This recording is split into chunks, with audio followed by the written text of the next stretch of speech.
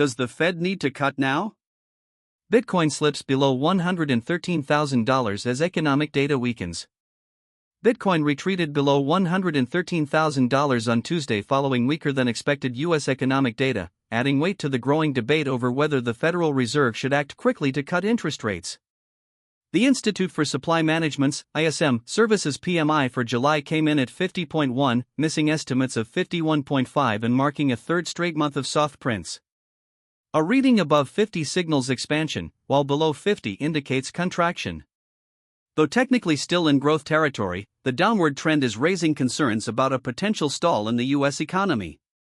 Stagflation signals slow growth, rising prices. What's particularly troubling is the emerging pattern. May's PMI came in at 49.9, June at 50.8, and now July at 50.1, suggesting a consistent loss of momentum. Even more worrying, the prices paid sub-index surged to 69.9, a cycle high, signaling rising input costs despite slowing economic activity, a classic stagflationary indicator. Tariffs are causing additional costs as we continue to purchase equipment and supplies, one respondent noted. The cost is significant enough that we are postponing other projects to accommodate these cost changes. Bitcoin, Nasdaq react to data. Markets didn't take the data lightly. Bitcoin fell nearly 2%, dipping from above $114,000 to around $112,800. The Nasdaq, which had been in the green earlier in the session, reversed to close 0.5% lower. This follows Friday's shocking downward revisions to U.S. job growth, which sent both crypto and equities tumbling. According to Moody's economist Mark Zandi, the revisions and now the PMI data could be signs the economy is at a turning point. The data always suffer major revisions when the economy is at an inflection point, Zandi wrote.